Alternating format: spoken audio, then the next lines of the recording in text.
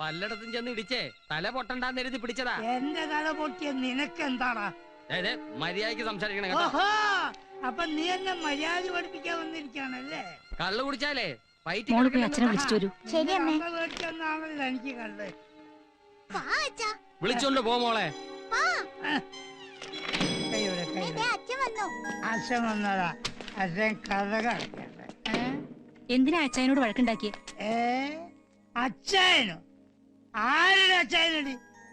മെല്ലിപ്പോരുന്ന വൃത്തികെട്ടനെ പറ്റി. ഭാര്യ അന്യനാട്ടിൽ കിടന്ന് നാണല്ലോ കുട്ടിയുടെ മുമ്പിൽ ഇങ്ങനെയൊക്കെ പറയാൻ. ഭാര്യ അന്യനാട്ടിൽ കിടന്ന് എങ്ങനെയോ കഷ്ടപ്പെട്ടുണ്ടാക്കുന്ന കാശുകൊണ്ട് ഷൈൻ ചെയ്ത് നടക്കുന്ന ചച്ച. എളി ആണുങ്ങളെ എന്നെ പോലെ അന്തസ്സായിട്ട് നടക്കണം. അയാളെങ്ങനെയാ? എന്താ ജോലി എന്ന് ചോദിച്ചാ എനിക്ക് എന്തോന്നിനാ ജോലി? അവളൊന്ന് പുറത്തല്ലയോ? ഒന്ന് നിർത്തുന്നുണ്ടോ?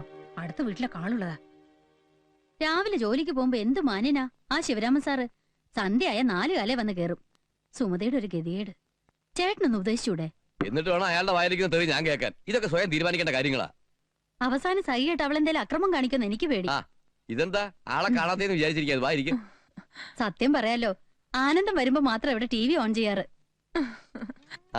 മിസ്റ്റർ തിരുപ്പതി വന്നില്ലല്ലേ? കുറെ നാളായി കണ്ടിട്ട്. അതെങ്ങനെയാ?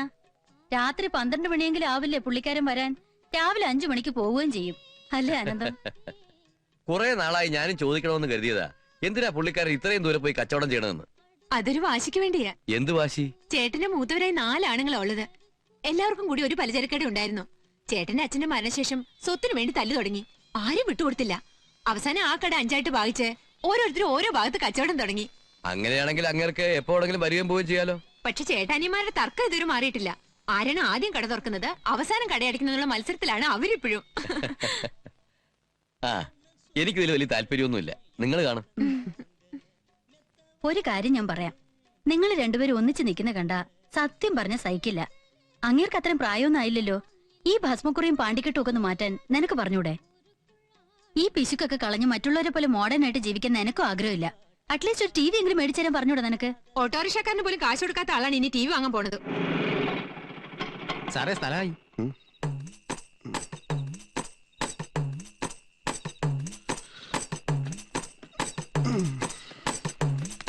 സാറേ പൈസ.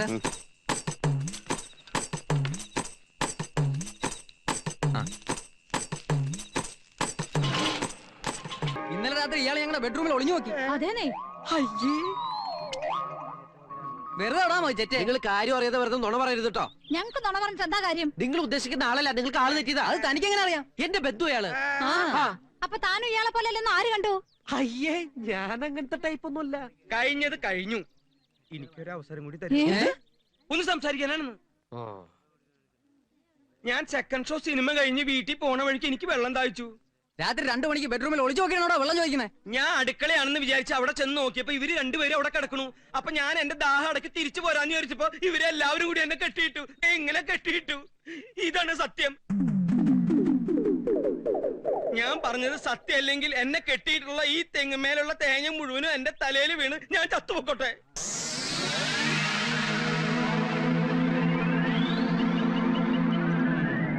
ഞാൻ എന്ത് ചെയ്യാനാ? വളട്ടാലല്ലേ തേങ്ങ ഉണ്ടാവൂ. യൂറിയ. നിങ്ങൾ ഈ വൃത്തിയായിട്ട് ഏർപ്പാട് ഇനി നിർത്തിയില്ല ഞാൻ എന്റെ പാട്ടിന് കൂട്ടോ. ഞാൻ എന്ത് കാണിച്ചു നീ പറയണേ? നിങ്ങൾക്ക് നാണാവില്ല മനുഷ്യ. ഇത്രയും പ്രായമായിട്ടും വല്ലവരുടെ വീട്ടിൽ ചെന്ന് ഞാൻ അങ്ങനെ സ്വീകരണം കഴിഞ്ഞ് വീട്ടിൽ ചെന്നപ്പോ മുറ്റം നിറയെ ആളുകള്. എന്നെ കണ്ടതും അവര് അയ്യോ ഇതെന്താണ്? മാറ്റിനി കഴിഞ്ഞിട്ട് നമ്മുടെ വീട്ടിൽ വെള്ളം കുടിക്കാൻ വന്ന ആൾക്കാരാണോ? വെള്ളം കുടിക്കാൻ വന്നവരായിരിക്കില്ല, വെള്ളം കൂടി മുട്ടിക്കാൻ വന്നവരായിരിക്കും. കടം കൊറേ വാങ്ങിച്ചതല്ലേ? ഒറ്റയ്ക്കല്ലേ വാങ്ങിച്ചത്? ഒറ്റയ്ക്ക് കൊടുത്തിരുത്താ മതി. എനിക്ക് കുറച്ച് ധൃതി ഉണ്ടേ. ഗോപാലകൃഷ്ണൻ, നീ എന്നെ ഒറ്റയ്ക്കാക്കിട്ട് പോവില്ല. പിന്നാലെ അങ്ങനെ അവസാനം നാട്ടുകാരെനിക്ക് രാജകീയമായ ഒരു യാത്രയയപ്പ് നൽകി.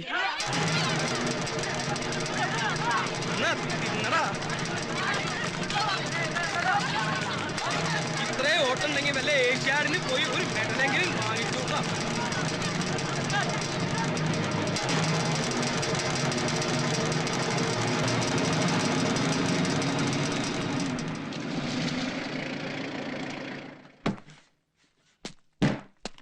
अरे साले, hands up! ആ, കുട്ടൻ KG? എവിടെ നിന്ന് കിട്ടിയടാ അതൊക്കെ? അതൊക്കെ പിന്നെ ഡീറ്റെയിൽ ആയിട്ട് ഞാൻ പറഞ്ഞുതരാം. ഇതിപ്പോ നാട്ടുകാർ പഴയതുപോലെ തല്ലൊടിച്ചല്ലേ. പതുക്കെ പറ, അയാള് കേക്കും. അവൻ കേട്ടോട്ടെ. കേട്ടോടോ, ഞാൻ പണ്ട് ഇയാളുടെ ശിഷ്യനായിരുന്നു. പാചകത്തിലെ കല്യാണത്തിനോ പിറന്നാളിനോ എവിടെ സദ്യ ഉണ്ടാക്കാൻ പോയാലും ഇയാളെ ഏതെങ്കിലും പെണ്ണായിട്ട് പ്രശ്നം ഉണ്ടാക്കും. അവസാനം തല്ല് കിട്ടണതോ എനിക്കും. അങ്ങനെ ഇയാൾ ചെയ്യണ വൃത്തികേട് കാരണം നാട്ടുകാർ തല്ലു ഓടിച്ച് തന്നെയാ. അല്ല, ഒരു കണക്കിന് അത് നന്നായി. അതുകൊണ്ട് എനിക്ക് മേജറാവാൻ പറ്റിയില്ലോ. മേജറാ? ആ, മേജർ കുക്ക്. അല്ല, ഇപ്പോഴത്തെ പ്രശ്നം എന്താ? പായസത്തിൽ ഉപ്പിട്ടോ? കടം മേടിച്ച കാശ് തിരിച്ചു കൊടുക്കാത്തോണ്ട് അവരെല്ലാവരും കൂടി എന്നെ നീ രക്ഷിക്കണം. എന്റെ കൂടെ കൂടണോ? നാട്ടുകാരും വീട്ടുകാരും കൂടി തല്ലി ഓടിക്കുന്നവരൊക്കെ ഇപ്പൊ പട്ടാളത്തിലാ. എങ്കിൽ ഞാൻ അവിടെ ഒരു ക്യാപ്റ്റൻ ആവും മോനെ. ക്യാപ്റ്റനാ? ആ, നീ ആരാന്നാ പറഞ്ഞത്? Major cook. ഞാൻ ക്യാപ്റ്റൻ കുക്ക്. അന്ന് ഗോപാലകൃഷ്ണൻ ഞാനും തമ്മിൽ പിരിഞ്ഞതാ. പിന്നെ ഇതുവരെ ഞാൻ കണ്ടിട്ടില്ല. ഇപ്പൊ അവൻ എന്തൊക്കെയോ പ്രശ്നങ്ങളുണ്ട്. ഉണ്ട്, എനിക്കറിയാം. Where is my son Gopalakrishnan? മേരാ ബേട്ട കഹാം? ഗോപാലകൃഷ്ണൻ വന്നല്ലോ. Oh my son, twinkle twinkle little star, കൂകു കൂകു തീവണ്ടി, കൂകിപ്പായും തീവണ്ടി, കൽക്കരി തിന്നും തീവണ്ടി, വെള്ളം മൂന്നും തീവണ്ടി. നിങ്ങളിപ്പോ എന്തിനാ കെട്ടിയെടുത്തേ? പെട്ടിയൊക്കെ ഞാൻ എടുത്തിട്ടുണ്ട് മോനെ. പെട്ടിയല്ല, കെട്ടിയെടുത്തെന്തിനാന്ന്? ഇതൊക്കെ അവിടെ നീട്ടി. പതുക്കെ പറ, ഞാനിപ്പോ പട്ടാളത്തിലാ. പട്ടാളത്തിലോ? ആ, പട്ടാളത്തില് കുക്ക്. പക്ഷെ ഇവരുടെ മുമ്പിൽ ഞാൻ ക്യാപ്റ്റനാണെന്നാ പറഞ്ഞിരിക്കണേ. അത് നീ ആയിട്ട് തിരുത്തണ്ട. നീ തിരുത്തൽവാദിയൊന്നും അല്ലല്ലോ. കുറച്ചു നാള് ഞാൻ ഇവരുടെ മുമ്പിൽ ക്യാപ്റ്റനായിട്ടൊന്ന് വിലസെട്ടറാ. അത് ശരി. അപ്പൊ ഇവിടെ സ്ഥിരാക്കാനുള്ള പരിപാടിയാ? ആ, നിന്നെ ഒന്ന് വരട്ടിട്ട് പോവാന്ന് വിചാരിച്ചാണ് ഞാൻ വന്നത്. പക്ഷെ നല്ല നല്ല പീസുകളുടെ ഇടയ്ക്ക് നീ മാത്രം അങ്ങനെ വിലസണ്ട. ആ അറ്റത്ത് നിക്കണ നീലസാരി എടുത്ത പീസ് ഏതാ? ചവിട്ടി ഞാൻ. നീ ചിരിച്ച് വർത്താനം പറയട്ടാ, അല്ലെങ്കിൽ അവർക്ക് സംശയം തോന്നും. നിന്റെ പഴയ കഥകളൊക്കെ ഞാൻ പുറത്തെടുക്കും. നിങ്ങളുടെ പഴയ വൃത്തിയുടെ സ്വഭാവമൊക്കെ ഇവിടെ എടുത്തിട്ടുണ്ടെങ്കിൽ ഇവര് ഞെട്ടും പൊട്ടും ഒരു ചവിട്ടി കൊട്ടയിലാക്കും. ഞാനിവിടെ വളരെ ഡീസന്റാ. ഒരു ചെറ്റയ്ക്ക് എത്രക്ക് ഡീസന്റ് ആവാൻ പറ്റും എനിക്കറിയാം. വേണ്ട വേണ്ട. അവരെ കണ്ട അച്ഛനും മകനുമാൻ തോന്നൂല, സഹോദരന്മാരാണെന്നേ തോന്നൂ. ഈ കൈ നടിച്ചേ അതിങ്ങനെ പിടിച്ചാ മതി. നിങ്ങളോട് എന്റെ അച്ഛനാന്നാ പറഞ്ഞിരിക്കുന്നേ? നിനക്ക് എന്റെ മുഖത്ത് നോക്കി അച്ചാ അച്ചാന്ന് വിളിക്കാൻ ബുദ്ധിമുട്ടാണെങ്കിൽ ഹിന്ദിയിൽ അച്ചാ അച്ചാന്ന് വിളിച്ചാ മതി. നിന്റെ മാനം പോണ്ടെങ്കിൽ നീ എന്നെ പെട്ടെന്ന് അച്ചാന്ന് വിളിക്ക്. അച്ഛാ അച്ഛാ. ആ, മകനെ മകനെ മകനെ.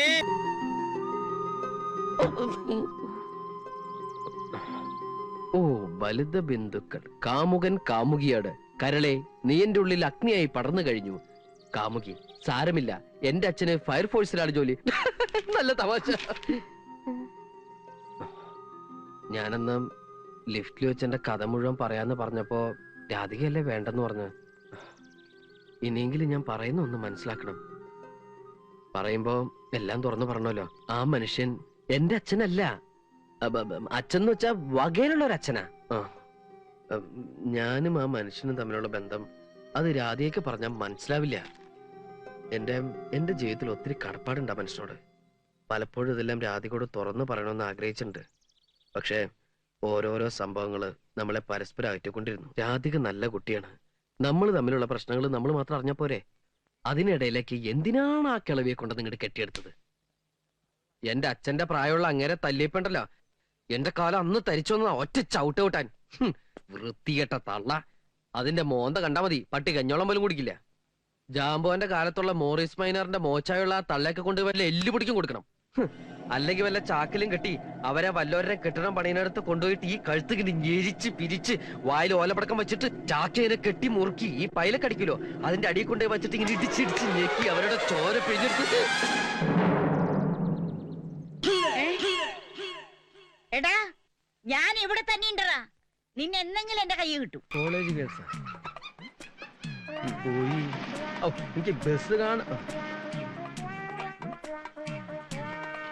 തിരക്കില്ലല്ലോ. ബോർഡ്. ആഹാ, ആ ചെക്കൻ വളച്ചോണ്ട് പോവാ കള്ളൻ. വൃത്തികെട്ടവൻ. ആഹാ, ഫേസ് കാണാൻ പറ്റണില്ല പിശാചുക്കളുടെ. അപ്പളേക്ക് അവിടെ വീടും വന്നു പണ്ടാറടങ്ങാൻ. അതുണ്ട്. ഓ, ഒക്കെ അങ്ങോട്ട് തന്നെ പോണേ.